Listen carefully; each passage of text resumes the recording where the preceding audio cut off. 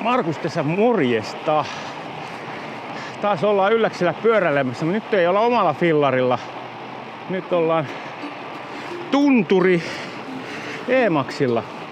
Tulin täältä Häkäslompolo Sportshopista ottamaan testiin tämmösiä. Katsotaan miten. Ihan satulaa pitää vähän säätää. Ei se mennytkään. Äsken sanoin, että se meni aika lähelle oikein, mutta ei se mennytkään. Nostetaan vähän ylöspäin. Mutta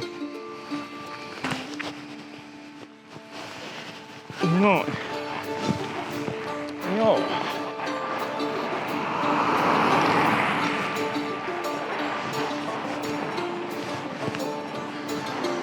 Mennään tosta.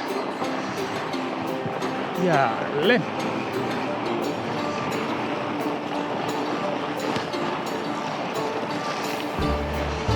Joo, tämähän on sanoisinko, että erittäin erilainen.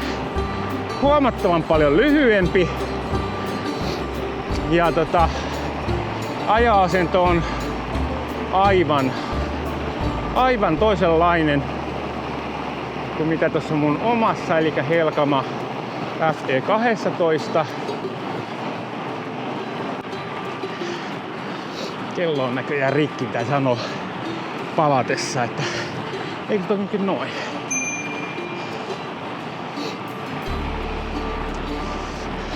Thank you.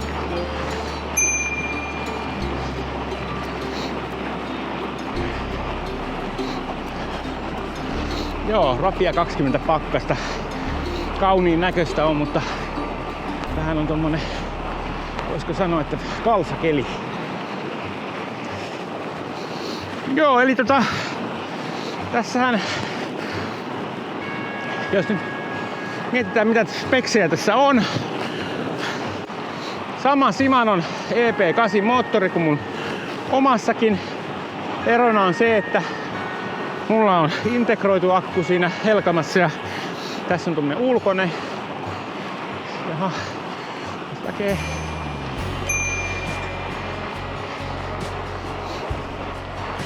Thank you.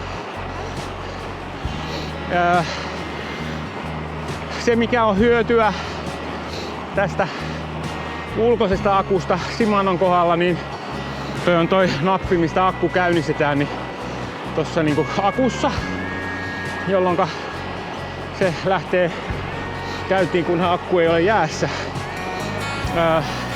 Eli ei ole sitä tarvetta, että pitää työntää käyntiin niin kuin joskus tuossa mun pyörässä on käynyt, kun siinä on se käynnistysnappi erikseen ja siitä sitten jos loppuu virta, niin se ei saa sitten akkua käyntiin. Jarrut näyttää olevan Shimanoa. Renkaat, nekin taitaa olla ihan samanlaiset kuin entisessä, tai siis entisessä kuin omassa. Ja mä en tiedä, että kuuluuko nämä lamput tässä niinku vakkarina, mutta tässä on niinku etuvalo ja takavalo näyttää olevan, vaikka nämä asennettu jälkikäteen. Ja vaihteiden lukumäärää en ole kattonut, mutta 11 tai sitten 12. Mitä siellä on? Täytyy vielä tuolla jossakin pysähtyä vähän katsella.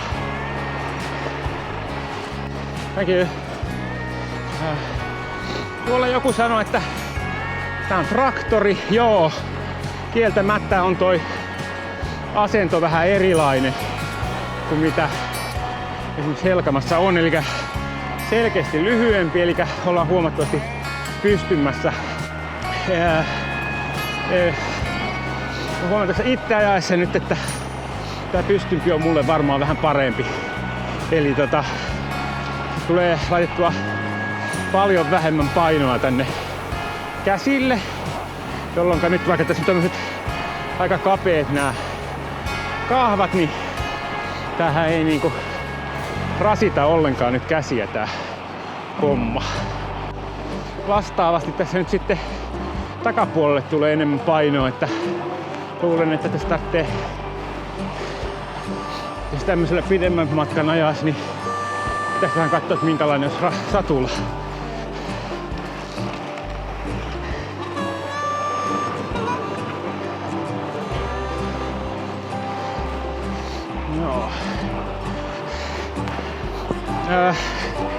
mitkä iskarit tässä on. Näyttäisi oleva RockShoxin iskarit tässä. En osaa kyllä yhtään vertailla, onko hyviä vai minkälaisia on. Kyllä ne tuntuu joustava. Ne tietysti iskarit on aina semmoiset, että ne pitää sitten säätää itselle, että nää tuntuu vähän pehmeältä nyt, mutta sehän on säädöistä kiinni. Mutta äkkiseltään sanoisin, että ajoasento on aika miellyttävä. Ja onneksi nyt sattuu noin vaippahousut matkaa, koska saattaa olla, että takapuoleen alkaisi tuntumaan, jos tämmöisessä asennossa reppuselässä ajelisi. Nythän mulla ei ole täällä mitään laukkuja matkassa, kun on lainapyörällä liikkeellä. Eli sitten on reppuselässä, joka on, no ehkä tuli vähän turhan paljon otettua kamaa. Siellä on nyt standia ja kaikkea, tai tripodia, kun meidän sit kai tässä pitää jotain kuvaakin ottaa. Nythän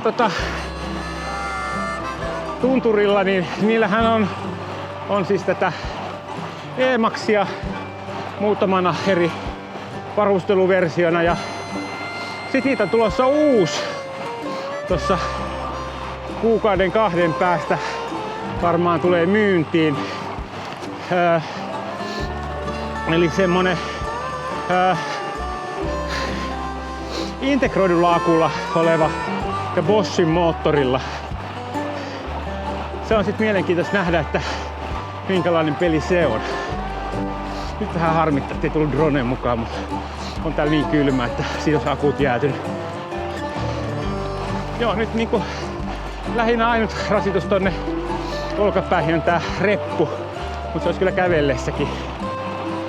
Sellaisen tuossa Sportshopista osasivat neuvoa, että kovilla pakkasilla ei kannata boosti päällä ajella. Jos siellä alkaa toi akun varaustaso kylmässä laskemaan, niin se ei rajoita sitä virran käyttöä. Niin siinä voi käydä niin, että lyö virrat pois. Ja tämähän oli varmaan mullakin se sillä yhdellä videolla, kun se siinä vähän ennen kotia, niin yhtäkkiä 2 palkista meni nollaan, niin siellä tulee kolme jotakin häiriötä kennoissa ja sitten se lyö virrat pois, ettei hajoa. Ja Boschissa se ilmeisesti kylmällä sitten alkaa rajoittamaan sitä tehoa, että jolloin ei ole tämmöistä riskiä samalla lailla.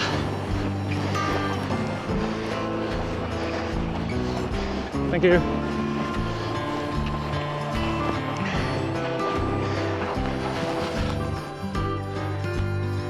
Oh. Hey. Yes.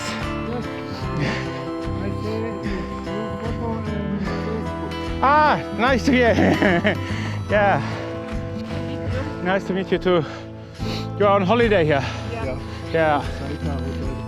Yeah. Are you often here? Once a year. Once a year, yeah. Just. This year, once a year. For me, it's the second time. Ah, okay, yeah. Beautiful. 10 times or something. Yeah, that's a normal story. You come one time and then you come every year.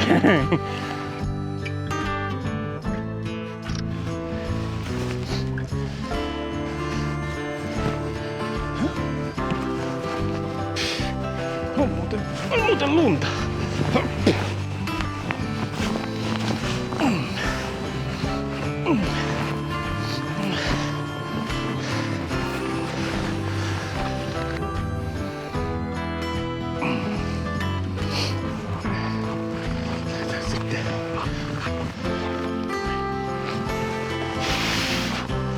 Noniin.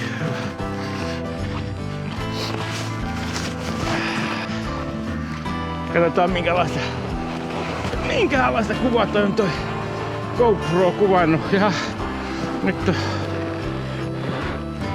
virta pois päältä. Mistä se lähtee?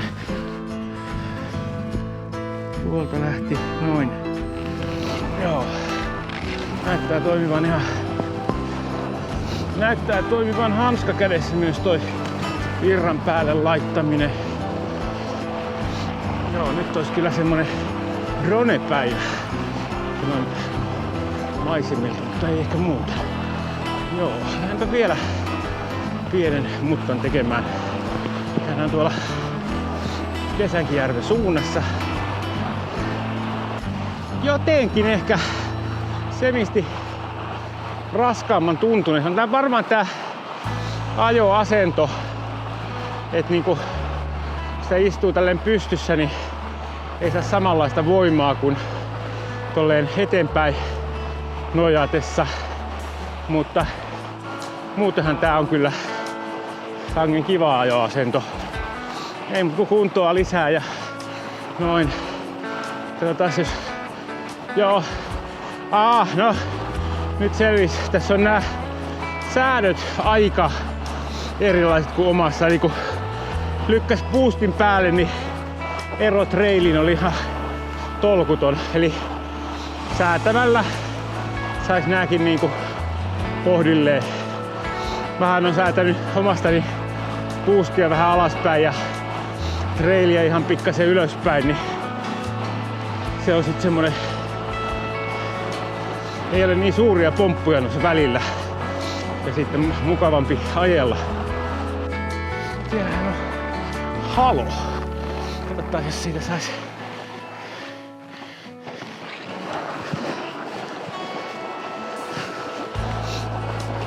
Jos siitä sais kuvaa.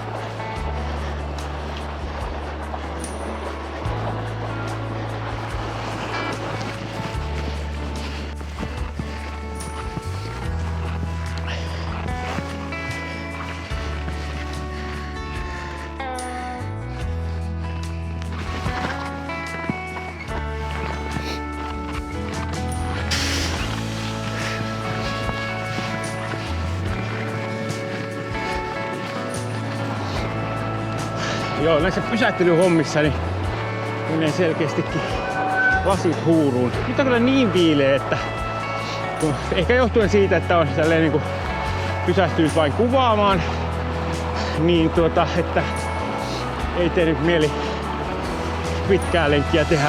Lähden takaisin tonne Sportshoppiin. Joo, eli mielenkiintoista on kyllä huomata tää ero tässä rungossa. Hyvin erilainen ajettava kuin toi Helkama. Nyt mä en tällä käynyt alamäessä, mutta selkeästi semmonen, että kun tuolla Helkamalla, niin sillähän pystyy sitten ajamaan alamäkiä aika hyvin istualtaan. Niin mä luulen, että tän kanssa täytyy tehdä niin, että laittaa pyllyä tuonne satulan taakse, eli painoa taaksepäin, koska tässä tää akseliväli on niin paljon lyhkäisempi, että paino tulee ehkä helposti liian eteen alamäessä. Tähän autotie yli. Mut sitten taas jos nyt ajattelee, että pitäisi pidempään matkaa poljeskella, niin kyllähän tää varmaan niin siihen on aika loistava.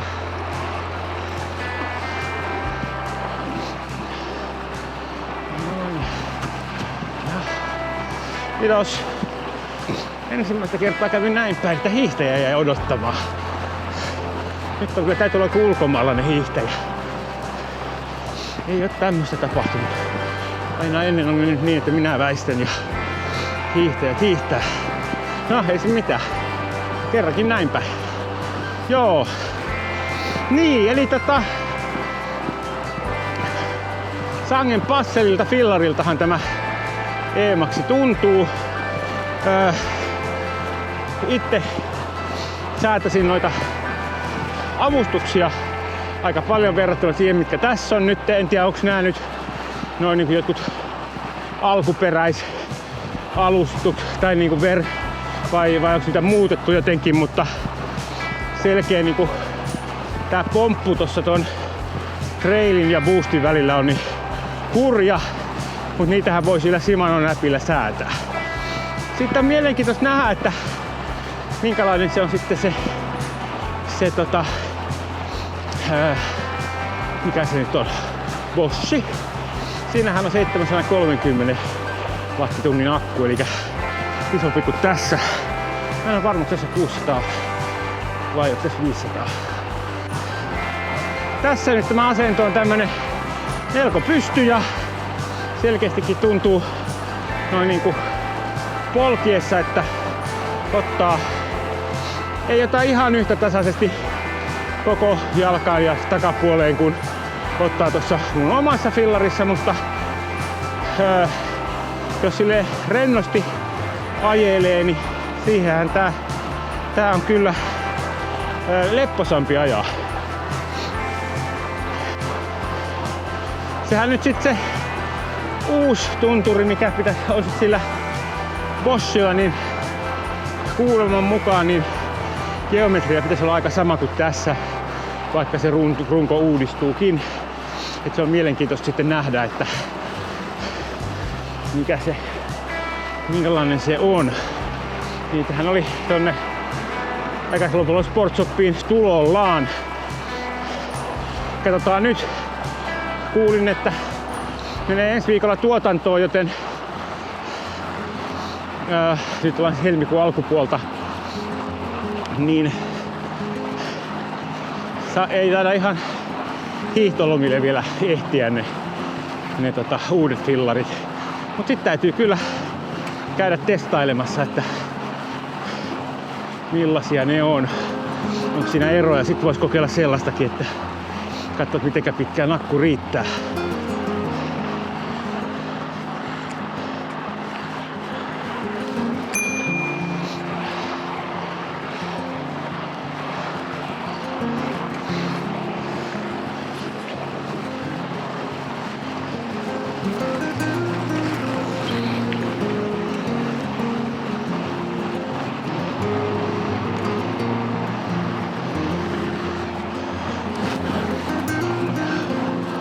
Mun painolle myöskin ehkä vähän löysät renkaat nyt, että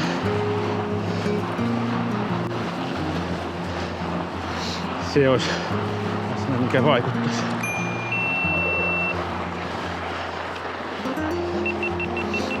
Thank you. Jaha.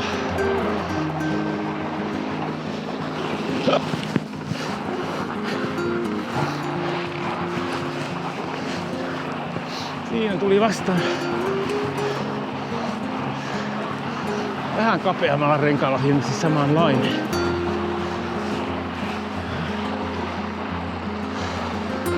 Kyllähän tämmönen voisi olla hyvä peli. Eli kun ei reppu olisi selässä, niin sangen rennosti voisi ajella.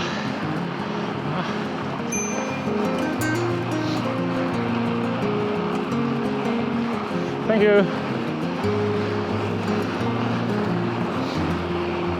Noin. Mutta ennen kuin tässä mitään pyöränvaihtopäätöstä teen, niin kyllä mä jään ottelemaan, että millainen pyörä se on se Boschin moottorilla ja sitten miettiä, ja jos pyörää vaihtaa. Eli Boschistahan puhutaan, että paremmin kestäisi pakkasia. En tiedä sitten, pitääkö paikkaansa, sen sitten näkisi. Akku olisi taas vähän suurempi ja sitä kyllä mielenkiintoista testata se, että Johannalla on toi kubeessa Boschin moottori ja 500 wattitunnin akku, että menisikö ne päittäin. Toivottavasti jonkunnäköisen käsityksen saitte siitä, että minkälainen fillari on tunturi E-maxi. Vielä ei tullut kauppoja, mutta ihan miellyttävä fillari. Nää olisi kyllä tosi kiva päästä tehdä silleen, että tuunata niinku omaa mallia ja katsoa sitten, että millainen on fillari. Voisi olla aika peli. Näillä pakkasilla on vähän niinku liian vähän ilmaa, että on vähän löysät nämä renkaat nyt kanssa.